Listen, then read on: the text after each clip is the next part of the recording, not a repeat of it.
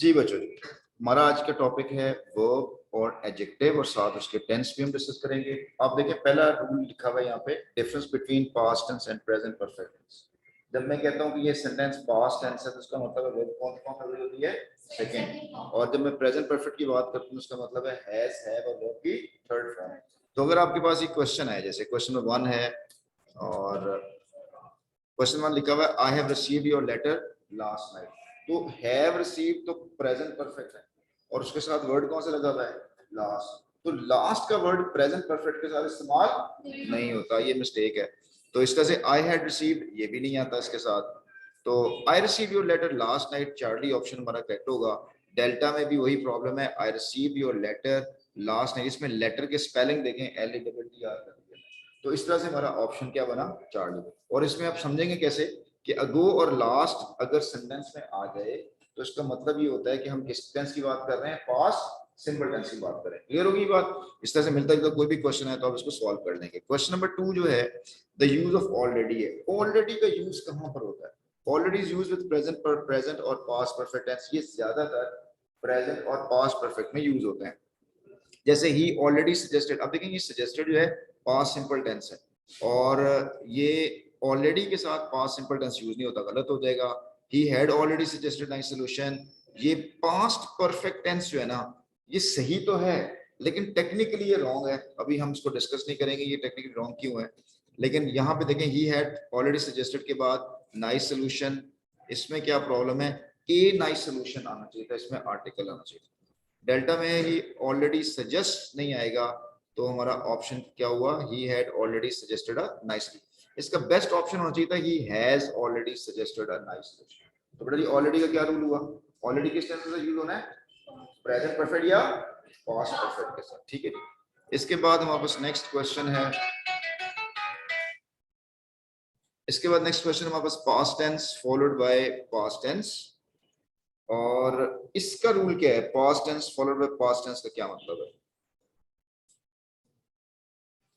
जी बेटा जी, अगर past tense followed by past tense का मतलब ये है कि अगर एक सेंटेंस में पहला पार्ट आपका प्रेजेंट टेंस में हो और सॉरी पास्ट टेंस में, तो अगला पार्ट भी पास्ट टेंस में आएगा। जैसे अली टोल्ड मी है ना, तो ये पास्ट है तो आगे ब्रिंग्स नहीं आना चाहिए, क्या आना चाहिए था, ब्रॉट आना चाहिए था। तो ये हमारा beta Ali told me that he has brought, ये भी गलत हुआ। और Ali told me that he had bought, ये बिल्कुल ठीक हो गया। और डेल्टा में Ali told that he had bought a new mobile, ये भी तो ठीक हो सकता है, ठीक है ना। लेकिन टोल्ड जो है वो उसके साथ क्या आने वाला है, टोल्ड के साथ हम मी लगाते हैं, क्यों लगाते हैं, इसकी क्या रीजन, किसको मैंने बताई क्या आपको मैंने, कौन बताएगा मुझे जी। ट्रांजिटिव एंड ट्रांसिटिव, टेल के बाद ऑब्जेक्ट आना है और इंट्रांसिटिव के बाद ऑब्जेक्ट नहीं आता। तो जो लफ्ज टेल है ये ट्रांसिटिव है, इसलिए हम इसको मी लगाएंगे, टोल्ड के बाद दैट जो आमतौर पे नहीं इस्तेमाल होता। क्लियर हो गया ये rule, past tense follow past tense. Next हमारे पास क्वेश्चन है कंडीशनल सेंटेंसेस का। कंडीशनल सेंटेंसेस की 4 टाइप्स होती हैं, पढ़ी हम लोगों ने। कौन सी टाइप्स होती हैं, पॉसिबल, इम्प्रोबेबल, इम्पॉसिबल और जीरो कंडीशन। अगर इफ के साथ देखें प्रेजेंट टेंस लगा हुआ है, कम्स लगा हुआ है, तो इसका मतलब है कि आगे क्या आएगा, विल आएगा। तो देखिए कौन सा ठीक बन रहा है इसमें, if she comes in time I will surely entertain her, तो अल्फा ऑप्शन करेक्ट होगा इसका। नेक्स्ट है हमारे पास ये भी कंडीशनल सेंटेंस है, देखो इफ आई वर यू, ये कौन सा टेंस है, पास्ट है ना, तो सेकंड कंडीशन है, तो आगे वुड आएगा, तो देखिए कहां लिखा हुआ है, इसका आंसर हमारा करेक्ट आएगा अल्फा में। If I were you I would never waste my precious time, और ये डेल्टा में भी मिस्टेक है। इसके बाद ये भी condition sentence, if I had visited, ये बेटा कौन सा इम्पॉसिबल है, हैड विजिटेड पास्ट परफेक्ट है और आगे क्या लिखा हुआ है, वुड हैव और सीन के साथ है। ये 4 कंडीशन है आपको हमने पढ़ी हुई अच्छी तरह से। इफ वी हीट वाटर तो क्या होगा, इट एवेपोरेट्स, इसके साथ आपने विल नहीं लगाना, ठीक है। तो ये 4 कंडीशन बेटा जी आपके एफएससी के लेवल में, आपके सेकेंडरी में भी आएंगी और ये एंटी टेस्ट के अंदर भी ये चीजें आती होती हैं, तो बहुत सिंपल चीजें हो गई। अच्छा नेक्स्ट क्वेश्चन नंबर 6 है when to use present continuous tense. Present continuous tense कब यूज करना होगा, इसके क्या मार्कर है, तो एट प्रेजेंट लिखा हो, नाउ लिखा हो, लुक लिखा हो या दीस डेज लिखा हो, हम प्रेजेंट कंटीन्यूअस टेंस यूज करेंगे।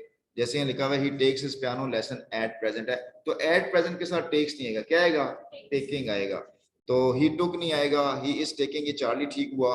और डेल्टा में ही वाज टेकिंग जो है ना एट प्रेजेंट नहीं होगा, तो आंसर हमारा 4 नहीं होगा। ठीक है जी। नेक्स्ट है हमारे पास डिफरेंस बिटवीन ड्रोन एंड सैंक। ये तो बड़ा आसान है, बचपन से आप करते आ रहे हो कि ड्रोन जो है ना वो किसके साथ यूज करते हैं, ह्यूमन, और जो सैंक है वो नॉन लिविंग थिंग है। तो चूंकि टाइटैनिक है तो ड्रोन नहीं होगा, वो क्या होगा, सैंक होगा। तो है ड्रोन नहीं होगा, सैंक, डेल्टा ऑप्शन करेक्ट हो गया। The Titanic sank during its maiden voyage.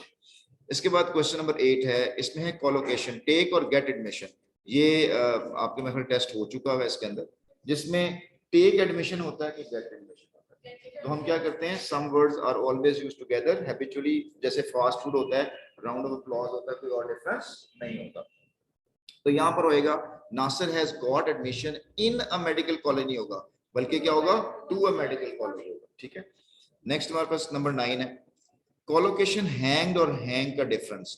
जब हम हैंग वर्ड यूज करते हैं ना, तो इसका पास्ट टेंस दो होता है, एक हैंग्ड होता है और एक हंग होता है। हैंग्ड बंदे को लटकाने के लिए होता है, और हंग जो है वो किसके लिए यूज होता है, वो किसी पिक्चर को लटकाने के लिए होता है। तो यहाँ पे है ही हैंग्ड हिज वेडिंग पिक्चर है, तो हम हैंग नहीं लगाएंगे, क्या लगाएंगे, हंग लगाएंगे। तो he hung his wedding picture, बेटा करेक्ट होगा। इसके बाद collocation difference between take and give exam. लो, ये भी बच्चों को बड़ा कंफ्यूज होता है कि टेक एग्जाम कब लगता है और गिव एग्जाम कब लगता है। अच्छा, अब आप यूं याद कर लें, देखो आप बैठे हुए पेपर के लिए, टीचर पेपर में आता है तो आपको पेपर क्या करता है, देता है। he gives you a paper, teacher gives you paper and you receive it and you take it. तो students take the paper and teacher gives the paper. तो हम कहेंगे students feel relaxed after they had taken exam, नहीं होगा, after giving exam होगा, कि taking exam होगा यहाँ पे, they take, हाँ after taking साथ होगा, students feel relaxed after taking exam। ठीक होगा, सिंपल। नेक्स्ट ये हमारे पास रूल है, sequence of a tense in a sentence. ये बहुत इंपॉर्टेंट है सीक्वेंस। सीक्वेंस से मुराद ये है कि अगर आपके पास एक सेंटेंस हो और उसमें दो टेंसेस हो, तो फिर दो टेंसेस के सीक्वेंस आएंगे। यहाँ पे लिखा हुआ है students feel relaxed after they had taken exam, और after giving exam students feel relaxed after taking. ये तो सेम रिपीट नहीं हो गया, यहाँ पे क्वेश्चन रिपीट हो गया है, इसको रिपीट हो गया। खैर इसको चलने दें, आगे चलते हैं। क्वेश्चन 11 में देखें, डिफरेंट बिटवीन अगो और बिफोर। ये कल कौन कौन कौन प्रेजेंट था क्लास के अंदर जब हमने अगो और बिफोर डिस्कस किया था? तो क्या क्या समझ लगी थी आपको, अगो कब लगाना, बिफोर कब लगाना? जल्दी से बोलें। बिफोर के बाद कुछ नहीं आएगा, क्या अगो के बाद कुछ नहीं आएगा? हाँ, उल्टा कर दिया, अगो के बाद कोई वर्ड नहीं आया, ठीक है, और बिफोर के बाद जो है ना वो लाजमी कुछ ना कुछ आएगा। ठीक है ना। इसको बड़ा जब दो तरीके से याद करना है। मैं अगर आप ये कहूँ कि आई हैवंट हर्ड हिम बिफोर, वो तो फिर एंड पे कोई वर्ड नहीं आ रहा। I haven't heard him before, तो he has not been here before, तो बिफोर का कोई वर्ड नहीं आ रहा। लेकिन I met him 2 days ago, ago and में आ रहा है। तो इसकी दो चीजें हमने याद रखनी है, बिफोर प्रेजेंट कंटिन्यूअस टेंस के साथ लगेगा, बिफोर किसके साथ लगेगा, प्रेजेंट परफेक्ट कंटिन्यूअस टेंस के साथ लगेगा, एक निशानी। दूसरी निशानी ये है कि बिफोर के बाद हम हमेशा कोई ना कोई वर्ड इस्तेमाल करें। अगर एक नाउन आ रहा है तो प्रेपोजिशन हो जाएगी, और उसके बाद क्लॉज लगी है तो वो क्या हो जाएगा, कंजंक्शन हो जाएगा। लेकिन अगो के बाद कोई वर्ड आ ही नहीं सकता अपनी निगाह से। अगो 2 days नहीं होता, अगो 5 days नहीं होता, अगो 5 years नहीं होता, तो हम इसके साथ कहेंगे 2 days अगो। तो आप इसको आसानी से पहचान सकते हैं। जैसे यहाँ पे लिखा भी है left his office a few minutes before, नहीं होगा, क्या होगा, अगो होगा। तो ये हो सकता है कि बिफोर 10 minutes हो सकता है, लेकिन a few minutes before हो ही नहीं सकता यहाँ पे। तो आंसर हमारा यहाँ पे होगा he left his office a few minutes ago। अब देखें the letter came a few days ago। अब देखें came है तो मैंने क्या लगाया हुआ है यहाँ पे, ago लगाया हुआ है। इस तरह से he went there a couple of years ago लगा हुआ है। अब देखो she was not anybody before she got that job। अब she got that job एक क्लॉज है, और she got that job जो है ना, जब कल मुझसे पूछते थे ना डेफिनेट पीरियड का है, डेफिनेट पीरियड का, इंडेफिनिट पीरियड ऑफ टाइम के बारे में हमें ये नहीं पता होता कि वो कितनी ड्यूरेशन का है, 10 दिन है, 15 दिन है, हमें उसके बारे में कोई आइडिया नहीं होता। मैं कहता हूँ यार चंद दिन पहले, तो कौन से चंद दिन पहले, कोई भी। अगर मैं ये कह दूं जैसे ये लिखा हुआ है शी गॉट द जॉब, जब उसने जॉब जो है ना अपनी जॉब हासिल करने से पहले पहले, तो जॉब हासिल करने से पहले कितने दिन थे, 1 दिन थे, 2 दिन थे, क्या था, एग्जैक्ट पॉइंट ऑफ टाइम मौजूद नहीं है, उसको हम कहते हैं indefinite period of time. Definite period का मतलब होता है 10 दिन, 15 दिन, 6 घंटे, 6 बजे वगैरह वगैरह, वो डेफिनेट टाइम। ठीक है। तो यहाँ पर जो है वो बिफोर, अच्छा यहाँ देखें, they will appear before the magistrates tomorrow, यहाँ पर एज ए प्रेपोजिशन के तौर पर आ रहा है। बिफोर ही डाइड, अभी देखो ये क्लॉज के साथ बिफोर ही डाइड आ रहा है, और ये जो ही डाइड है उसके मरने से पहले मौजरत ने कंपोज किया था, मरने से पहले कंपोज किया था, 1 दिन पहले, 2 दिन पहले, 3 दिन पहले, 1 घंटा पहले, नहीं ना पता, इंडेफिनिट टाइम इसलिए बिफोर लगा। क्लियर हो गया?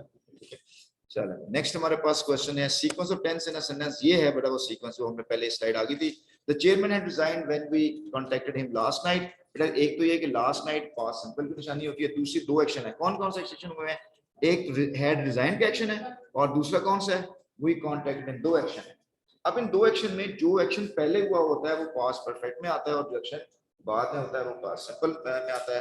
तो पहले क्या हुआ है? उसने रिजाइन किया, तो हम क्या कहेंगे? द चेयरमैन हैड रिजाइन के साथ आएगा। और व्हेन द कांटेक्टेड हिम, तो ये कंडीशन बना पास्ट परफेक्ट और पास्ट सिंपल।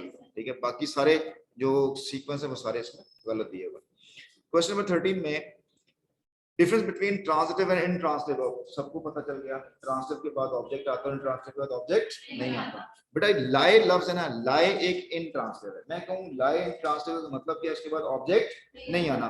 तो lie is an intransitive verb, it means it does not take an object. He lies for 2 hours, वो लेटा कितनी देर के लिए? 2 घंटे। ऑब्जेक्ट नहीं है, टाइम बता रहा है। और लाई की सेकंड फॉर्म क्या होती है? ले। ही ले अर्ली टुडे, वो जल्दी सो गया। और he has lain already, पहले देखो ऑलरेडी प्रेजेंट परफेक्ट के साथ लगा हुआ। और he is been, सॉरी यहाँ पे होना चाहिए he has been lying for 4 hours। तो बेटा देखो lie की सारी फॉर्म्स हैं, लेकिन आगे कोई ऑब्जेक्ट नहीं दिया हुआ, ये इनट्रांजिटिव वर्ब के साथ यूज हुआ। अब देखो ये जो लाइड है ना, ये झूठ बोलने को कहते हैं, या जो ले की सेकंड फॉर्म जो है ना वो लेड होती है। लाइड द बेड होता ही नहीं है वर्ड। उसने लाइट ऑन द बेड का मतलब बेड पे बैठ के झूठ बोला उसने, as he was not feeling well, कर रहा था, तो ये सेंस नहीं बन रही। He laid on the bed, अब ही लेड का मतलब होता है अंडे देना, तो उसने बेड पर अंडे दिए, तो ऑब्वियसली ये बड़ा गलत हो जाएगा। तो ही ले ऑन बेड, अब लेटा, ले लाई की सेकंड फॉर्म क्या है? ले। कहां पे लेटा? ऑन द बेड लेटा। तो he lay on the bed as he was not feeling well. और ही लेन, तो ये बड़ा सेंस नहीं बन रही यहाँ पे। ठीक है, क्लियर हो गया? ट्रांसलेशन ट्रांसलेट, ये 5 वर्ड हैं जो आपको याद करने हैं। लाई है, फॉल है, फेल है, इसको अच्छी तरह रटा लगा दें यार। इसके बाद ऑब्जेक्ट नहीं आना, इसकी निशानी ये होती है इन ट्रांसलेट वर्ब के बाद प्रीपोजिशन आ रहा होता है, ये निशानी है। ठीक है, वर्ब ऑफ सेंसेस बड़ा जी क्या होता है? ये वर्ब ऑफ सेंसेस है। See, sound, smell, touch, taste, seems, appear, look, see, watch, grow और बोथ, ये वर्ब ऑफ सेंसेस है। मेरे बच्चों जब वर्ब ऑफ सेंसेस सेंटेंस में आ रहा हो तो उसके बाद हम एडवर्ब यूज नहीं करते, उसके बाद एडजेक्टिव यूज करते हैं। तो देखो उसमें लिखा हुआ है कि द योगर्ट टेस्ट, अब ये एडवर्ब सेंस है तो टेस्ट रेंसिडली नहीं होगा, क्या होगा? रेंसिड होगा। The yogurt taste rancid, Delta इसलिए मिस्टेक है कि योगर्ट के साथ एस लगना चाहिए था।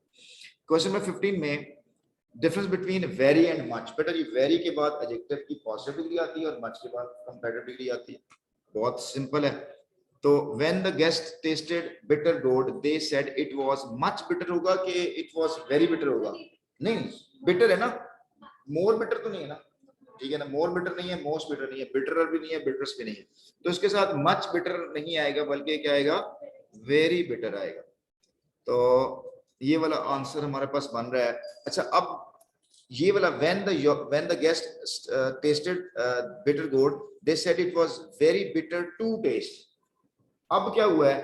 अगर ये लिखता ना they said it was very bitter तो ठीक था, लेकिन आगे उसने क्या लगा दिया है? टू टेस्ट लगा दिया। जब टू टेस्ट लगा दिया तो ये टू इंफिनिटिव है। इसका मतलब ये है कि अब यहाँ पे ना वेरी आएगा ना मच आएगा, बल्कि यहाँ पे टू एडजेक्टिव और टू इंफिनिटिव वाला फॉर्मूला आना है। तो यहाँ पे होगा टू बिटर टू टेस्ट, इतना बिटर था कि इसको टेस्ट भी नहीं किया जा सकता। तो वेरी और मच का डिफरेंस क्या है? वेरी के बाद एडजेक्टिव की पॉजिटिव डिग्री, मच के बाद कंपैरेटिव डिग्री, और टू तब लगना जब आगे टू इंफिनिटिव आ रहा हो, he is too weak to walk वाला। इसके बाद है जी नंबर 16 में difference between coward and cowardly. Coward noun है और कॉवर्डली एडजेक्टिव है। तो ही बिहेव्ड, अब ये बिहेव जो है ना ये वर्ब है, मेन वर्ब है। मेन वर्ब के बाद हमें एडवर्ब लगाना है, तो हम कहते हैं ही बिहेव कॉवर्डली, तो हमने कहा जी एडवर्ब लगा दिया ना कॉवर्डली, लेकिन बेटा जी कॉवर्डली एडवर्ब तो होता ही है। तो ही बिहेव के बाद हम कॉवर्ड भी लगा सकते हैं, नाउन है, वर्ब के बाद एडवर्ब लगाना है। अब कवर्डली चूंकि एडवर्ब नहीं है तो फिर हम इसको एडवर्ब फ्रेज में चेंज करते हैं। एडवर्ब फ्रेज को चेंज करने के लिए क्या लगा देते हैं, एक इन अ कवर्डली मैनर, इसलिए लगा देते हैं। इससे चार्ली ठीक हुआ। तो डिफरेंस बिटवीन फास्ट एंड फास्टी, बेटा जी फास्टी कोई वर्ड होता ही नहीं है। फास्ट एडजेक्टिव भी है, फास्ट एडवर्ब भी है। व्हाइल रनिंग फास्टली नहीं होगा, व्हाइल रन फास्ट हो सकता है, he slept, और while running fastly he slept on the board, और while running fast he slept on the board। तो इसमें कौन सा ठीक आ रहा है जी, डेल्टा। व्हाइल रनिंग फास्ट जब भाग रहा था तो ही स्लेप्ट, और ये डैंगलिंग मॉडिफायर भी है कि कौन फास्ट भाग रहा था, ही स्लेप्ट। आपने पढ़ा था मैं कल डैंगलिंग मॉडिफायर का कॉन्सेप्ट। लेकिन 17 के बाद हमारे पास 18 आ रहा है, difference between hard and hardly. बेटा हार्ड एडजेक्टिव भी है और एडवर्ब भी है। जब मैं कहता हूँ एडजेक्टिव इसका मतलब क्या है कि ये नाउन के साथ आ रहा है, और जब मैं कहता हूँ ये एडवर्ब है तो किसके साथ आ रहा है, वर्ब के साथ। तो दो students who work near hardly, ये तो बन नहीं रहा।